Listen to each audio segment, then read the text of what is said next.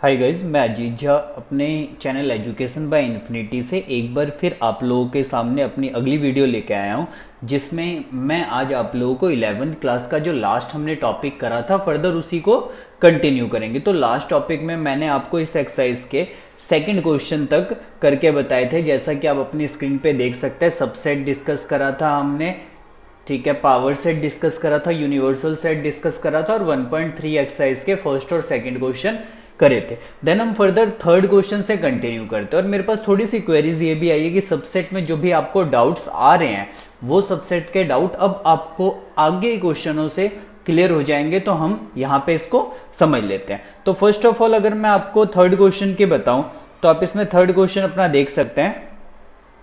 कह रहा है लेट ए एक सेट दे रखा है हमें, जिसकी वैल्यू हमें दे रखी है कुछ इस टाइप से।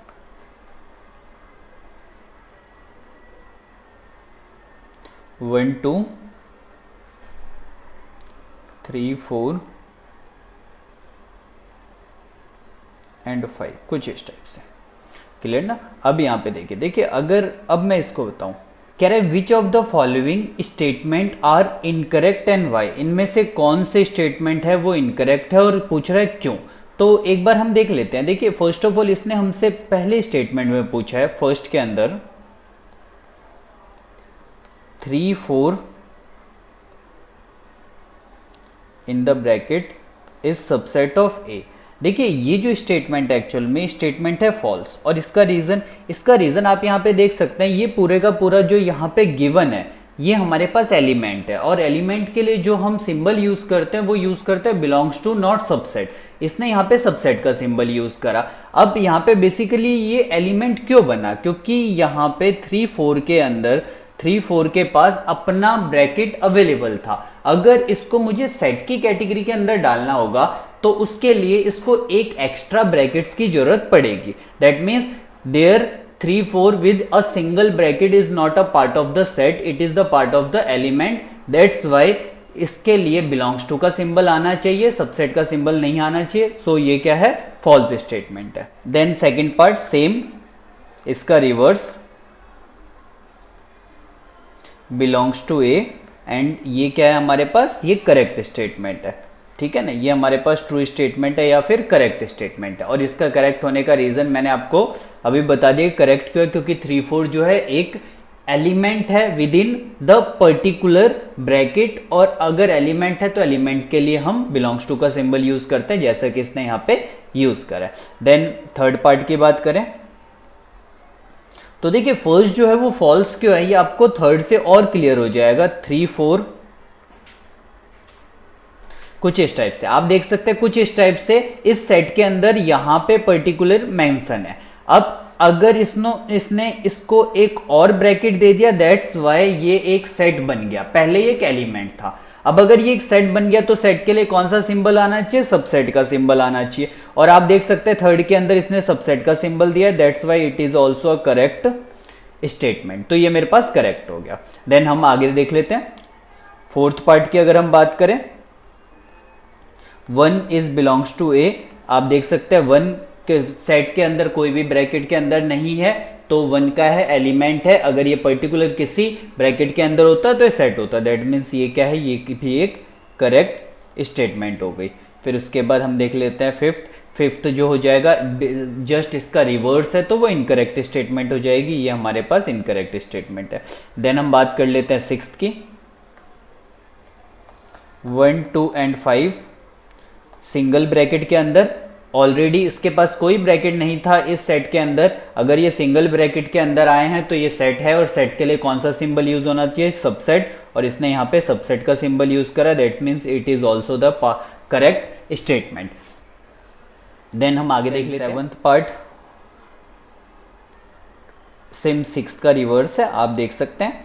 सेवंथ के अंदर इसने बोला 1 2 and 5 with in a bracket, that means ये क्या है? सेट बन गया है। और विद इन अ ब्रैकेट के बाद इसने बोला कि बिलोंग्स टू ए, एंड आप जानते हैं कि अगर कभी भी सेट होगा तो सेट के लिए बिलोंग्स टू का सिंबल यूज नहीं होगा, उसके लिए सबसेट यूज होना चाहिए। सो ये क्या है? ये इनकरेक्ट स्टेटमेंट है। देन एट्थ की बात कर लेते हैं। एट्थ के अंदर आप देख सकते हैं 1 2 3 इज सबसेट ऑफ ए। आप देख सकते हैं इसके अंदर जैसा अभी हमने डिस्कस करा कि 3 और 4 जो है एक ब्रैकेट के अंदर है, यहाँ पे 3 के लिए कोई ब्रैकेट यूज नहीं करा है, तो ये क्या स्टेटमेंट हो जाएगी, इनकरेक्ट स्टेटमेंट हो जाएगी।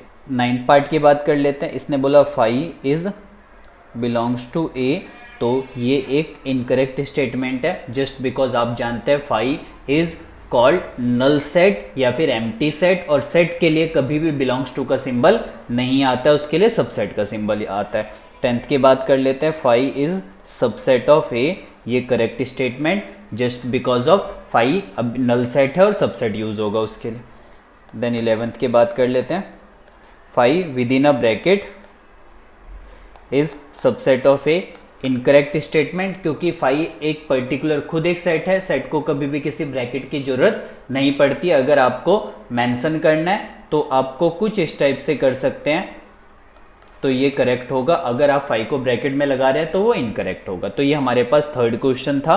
देन हम थर्ड के बाद फोर्थ क्वेश्चन, इसके बाद अगर हम फोर्थ क्वेश्चन रीड करें तो कह रहे हैं write down all the subset of following set. एक मेरे पास सेट दे रखे हैं कुछ 4 नीचे और इनके सबसेट बताने, तो आप इजीली बता सकते हैं। यहाँ पे ए, आप जानते हैं नंबर ऑफ सबसेट निकालने का 2 की पावर n फॉर्मूला है, तो इसके अंदर एक एलिमेंट है तो इसके सबसेट 2 की पावर 1 होगा। 2 की पावर 1 दैट्स मीन्स 2 सबसेट, तो इसके सबसेट क्या हो जाएंगे हमारे पास, एक ये खुद हो जाएगा single element and then again second हमारे पास 5 हो जाएगा। फिर सेकंड की बात कर लेते हैं। ए बी, अगर हम इसके सबसेट की बात करें तो 2 की पावर 2 ये फॉर्मूला है टोटल नंबर ऑफ सबसेट या फिर number of power set calculate करने का, तो 2 की पावर 2 दैट मीन्स 4 इसके सबसेट बनेंगे। तो कैसे कैसे बनेंगे वो देख लीजिए। पहले सिंगल सिंगल एलिमेंट, ये आ गया ए बी, फिर double element A B and then last 5, ये मेरे पास इसके सबसेट हो गए। देन थर्ड की अगर हम बात कर ले तो थर्ड के केस में आप देख सकते हैं 1 2 3 लिखा हुआ है। अगर मैं आपको इसके सबसेट की बात करूं तो 2 की power 3 which is equal to the 8 that means it has 8 element, तो इसके 8 एलिमेंट होंगे सबसेट के अंदर। तो हम देख लेते हैं वो कौन कौन से होंगे। पहले हम सिंगल सिंगल एलिमेंट लिख देंगे,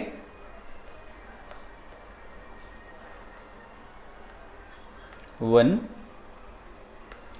then 2 then 3 then double 1 2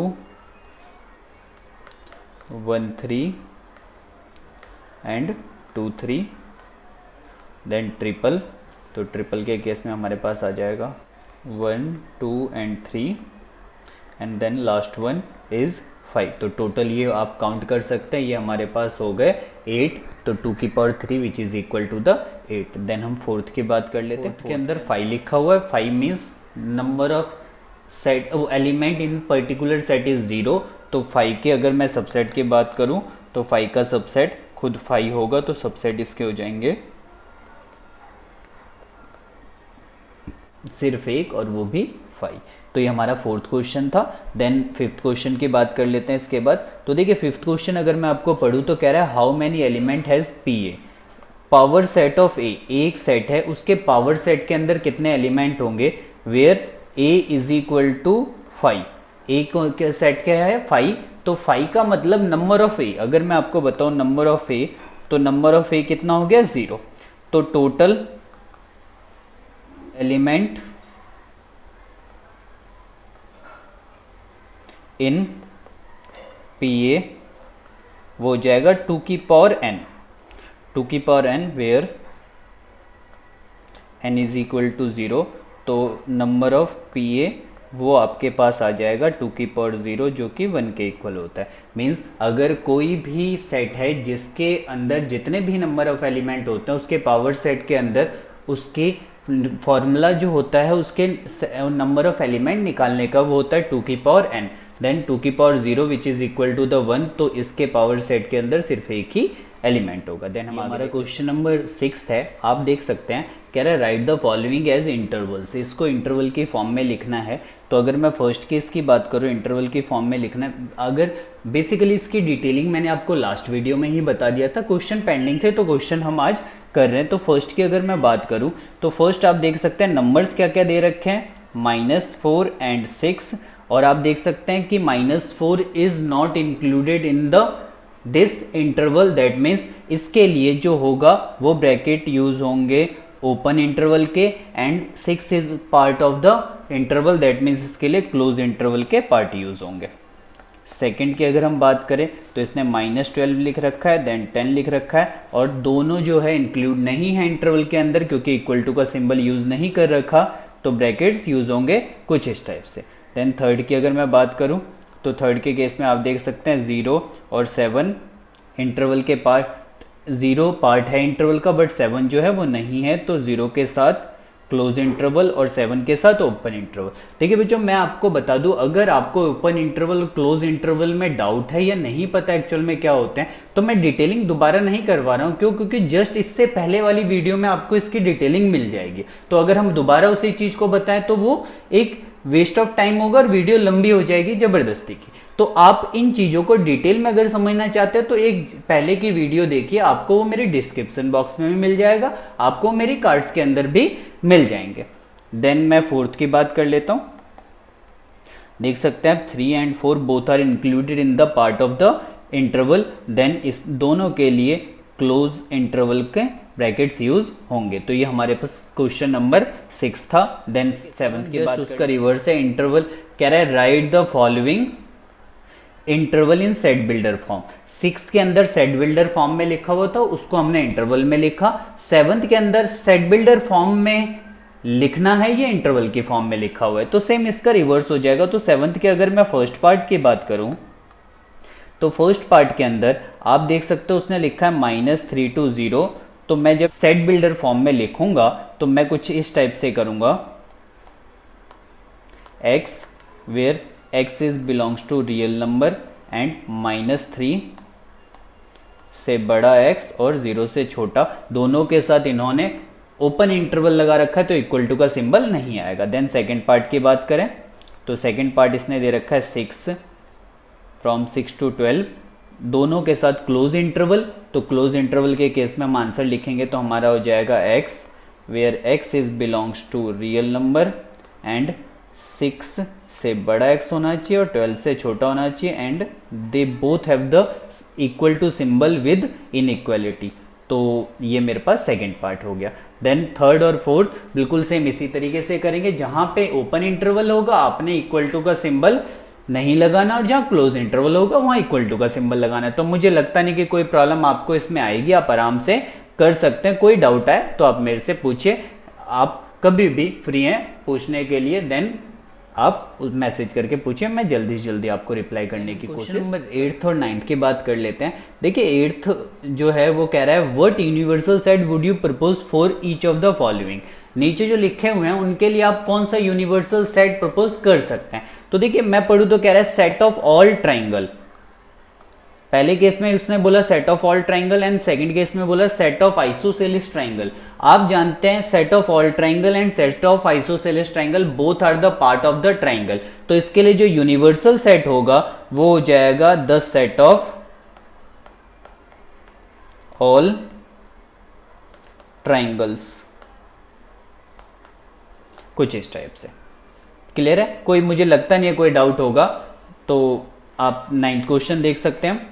9th में कह रहा है गिवन एक मेरे पास 3 सेट दे रखे हैं 1 3 5 2 4 6 0 2 4 6 8। कह रहा है विच ऑफ द फॉलोइंग में B consider N universal set. देखिए यूनिवर्सल सेट की भी डिटेलिंग मैं आपको करवा चुका। बेसिकली यूनिवर्सल सेट क्या होता है, 2 या 2 से ज्यादा सेट्स जिस सेट के अंदर आते हैं वो यूनिवर्सल सेट हो जाता है। Mean source of any set is called the universal set. आप देखिए अब ए बी सी तीनों के लिए यूनिवर्सल सेट प्रपोज करना है तो ए बी सी के सारे पार्ट उसके अंदर आने चाहिए। तो फर्स्ट के अंदर आप देख सकते हैं 8 नहीं है तो फर्स्ट नहीं हो सकता, सेकंड ऑब्वियसली नहीं हो सकता।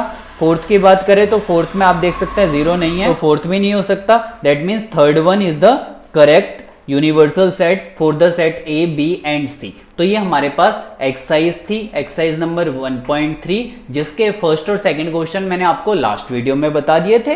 देन उसके बाकी ये क्वेश्चन अब इस वीडियो में हो गए। आपको अगर ये वीडियो अच्छी लगे तो आप मुझे सब्सक्राइब कर सकते हैं अगर आप मेरे चैनल पे नए हैं, और अगर आपको कोई भी प्रॉब्लम है या फिर आप कुछ सजेशन देना चाहते हैं तो आप मुझे मैसेज करिए, ठीक है। मैं आपके सजेशन को मान के और जरूर इंप्रूवमेंट लाने की पूरी कोशिश करूंगा। तो आपको ये वीडियो बहुत अच्छी लगी, मैं इसी उम्मीद के साथ इस वीडियो को खत्म करता हूं। Thank you so much.